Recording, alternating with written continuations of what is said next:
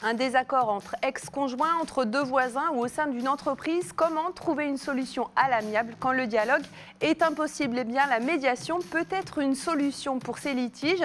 C'est en tout cas la question du grand dossier. Qui peut passer par un médiateur? Comment se passe une médiation? On en parle aujourd'hui avec mes invités. Bonjour à vous deux. Bonjour Marie-Paul Le Billon-Pisani. Bonjour. Mandataire judiciaire à la protection des majeurs, et vous êtes également médiateur pour l'association Médiation Centre-Loire qui a été créée il y a à peu près 10 ans, qui rassemble des médiateurs généralistes et des médiateurs familiaux. Marc Morin, bonjour. Bonjour Aurélie. Avocat au barreau de Tours et notre consultant justice pour TV Tours Val-de-Loire. Alors, qui dit médiation dit forcément qu'il y a un problème, c'est un peu la base. On va parler tout à l'heure des problèmes de voisinage ou des problèmes au sein de l'entreprise, mais d'abord on va rester dans la sphère familiale avec vous Marc, car la médiation familiale tend à s'imposer, en tout cas dans plusieurs tribunaux en France. Elle est devenue obligatoire. Est-ce qu'on peut expliquer peut-être pourquoi? Et puis surtout, dans quel cadre cette médiation doit avoir lieu? C'est avant de saisir le juge aux affaires familiales, c'est ça? Le tribunal judiciaire de Tours fait partie des tribunaux pilotes. Il y en a 11 en France. Et dans certains cas, c'est-à-dire que lorsque vous saisissez pour la première fois le juge aux affaires familiales, vous n'avez pas l'obligation de faire une médiation. En revanche, quand c'est une nouvelle saisine, vous avez l'obligation de passer par la case médiation. Alors pourquoi une médiation familiale? Parce que même si les parents se séparent, ils ont des enfants qu'ils doivent emmener à minima jusqu'à 18 ans avec un minimum de communication.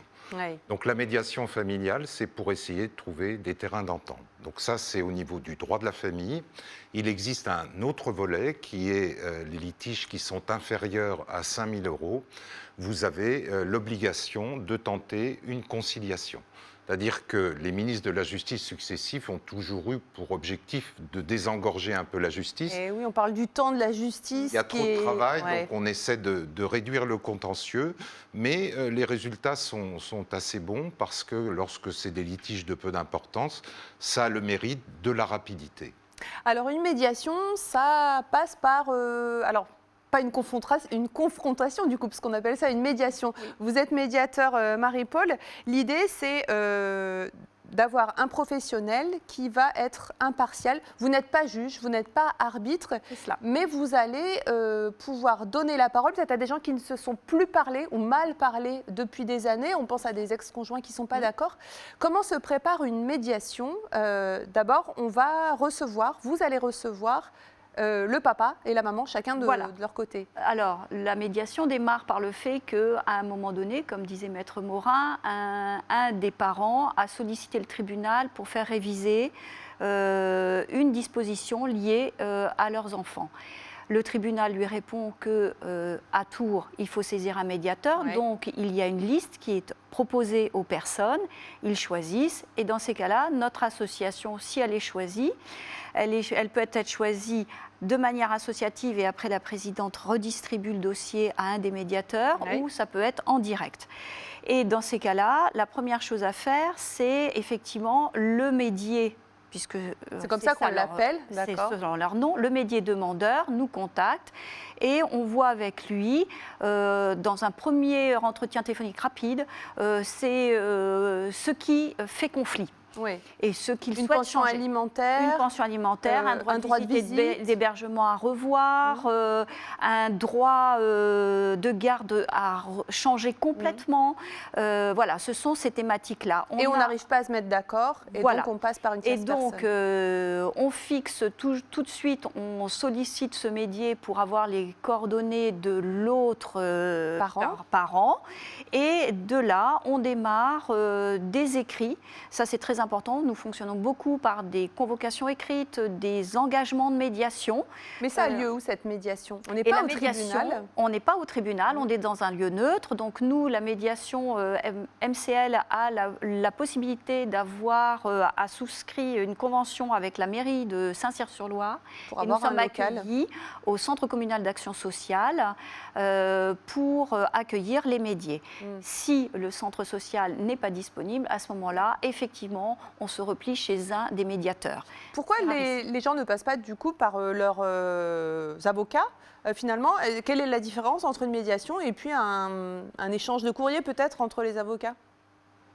C'est dans les gènes des avocats, la médiation. Ouais, oui. Il faut savoir que lorsque les deux parties ont un avocat, il peut y avoir des échanges de courriers confidentiels pour essayer de trouver un terrain d'entente. Donc les avocats ont l'habitude aussi de faire des conventions. D'être aussi dans la négociation. De trouver des accords. Nous ne sommes pas des marchands de procédure. Ouais. Alors, où c'est difficile, c'est quand il n'y a qu'un avocat, parce que l'autre partie n'a pas d'avocat et peut se sentir faible en se disant l'adversaire a un avocat, il faut pas que je signe l'accord. Mais nous le faisons aussi. Le but, c'est parfois de trouver un accord rapide parce qu'on connaît la durée des procédures judiciaires. Et l'avantage d'un accord, c'est de gagner du temps et d'apaiser les choses. Mais alors justement, vous, l'idée, c'est aussi de, pour une fois, peut-être de les mettre face à face, d'avoir ces deux personnes. Oui. C'est pas un échange de courrier ou Non. Voilà, c'est les deux personnes, les deux parents en un seul et même endroit. Ça, c'est important. Oui. Ça change tout aux décisions et aux accords. Alors, c'est parfois douloureux, parce que les gens ne se sont pas vus depuis longtemps.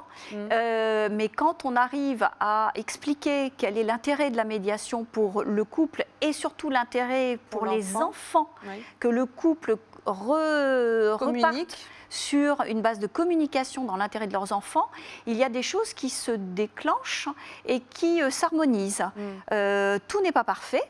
Effectivement, la médiation peut permettre une reprise de dialogue. Le médiateur est là pour essayer de faire comprendre aux personnes que plus le dialogue s'instaurera, plus les mesures en faveur des enfants auront du sens. En fait, vous traduisez un petit peu les propos des uns et des autres, c'est ça? Alors, pour que ce soit plus audible. Les médiés doivent trouver la solution à leur conflit. Le médiateur est là pour faciliter la parole, pour voir si effectivement les solutions que l'un propose à l'autre, ce sont des solutions qui peuvent être pérennes dans le temps, viables. Qui soient des solutions où il n'y ait pas, où il y ait du gagnant-gagnant en fait. Voilà. Je dirais la différence avec ce qu'on leur explique, c'est les règles de l'impartialité, neutralité, et on leur dit que, eh bien ça c'est réel, il y a le principe du contradictoire qui n'existe pas. En médiation. C'est-à-dire que quand il y a des avocats en présence, tout ce que l'un dit à son avocat, l'avocat doit lui retransmettre à la partie adverse par le biais de son avocat. En médiation, cela n'existe pas.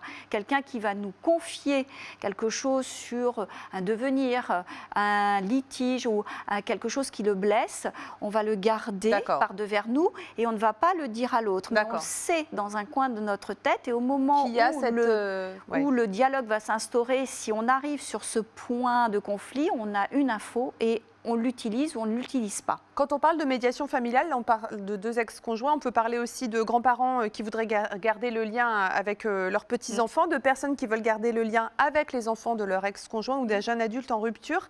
Quelle valeur ont les accords passés en médiation, Marc, au niveau de la justice? Alors, ce sont des actes sous seing privé, c'est-à-dire que ce sont des contrats entre deux particuliers.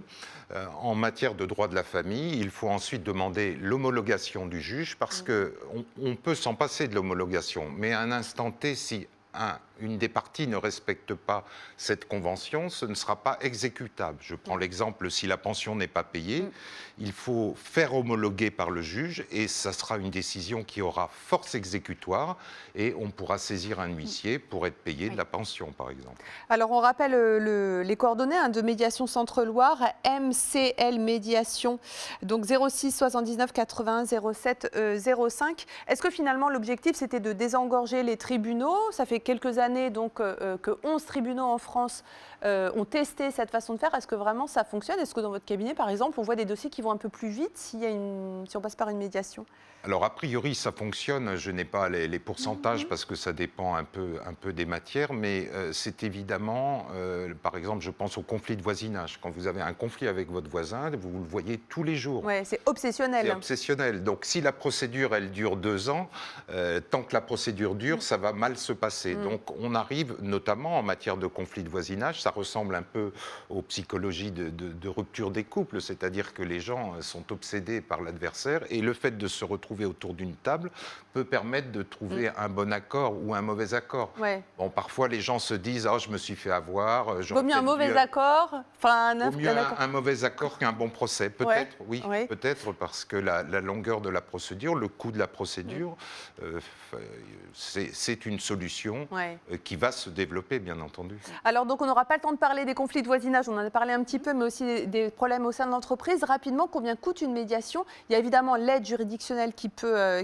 intervenir. Les conciliateurs de justice, eux, c'est gratuit. Une médiation, combien ça coûte, par exemple, pour deux ex-conjoints? Pour deux ex-conjoints, dans le cadre de la TMFPO, la médiation, à l'heure actuelle, coûte 512 €. D'accord, qui doit être partagée entre les deux médiés, ou, comme dit le texte, sauf meilleur accord. C'est-à-dire que nous, on voit arriver des personnes qui ne sont pas demandeurs et qui disent « moi, j'ai rien demandé, donc je n'ai pas envie de payer ». Et alors, c'est le premier abord que l'on discute, c'est qui va régler cette prestation. On se met d'accord dès le début. Et on voit des choses qui se réalisent, mais simplement. Et celui qui demande accepte de tout payer. Parfois, moitié-moitié convient au couple. C'est vraiment... on essaye... Il y a plusieurs scénarios possibles. Oui, et puis on essaye effectivement d'aller jusqu'au bout de cette démarche. Alors, parler du financier n'est jamais plaisant. Mais donc, ça fait partie de la médiation, on l'aborde dès le début. On évacue cette thématique et après on peut discuter de ce qui ne va pas. C'est comme chez le psychiatre, il faut peut-être payer pour se mettre d'accord. Oui, c'est ça. Parfois, il faut passer par l'argent. Bon, on va changer de sujet. Qu'y y aura-t-il dans nos assiettes ces prochaines années? Comment optimiser le local dans les cantines? Oui, on en rêve. Et puis, comment optimiser l'installation de maraîchers sur la métropole? Eh bien, on va faire le point tout à l'heure dans le Grand Talk. Et puis, vous découvrirez les coulisses de Brickstore, vendeur de pièces détachées de Lego. L'entreprise va bientôt ouvrir une grosse expo permanente de Lego. À tout de suite.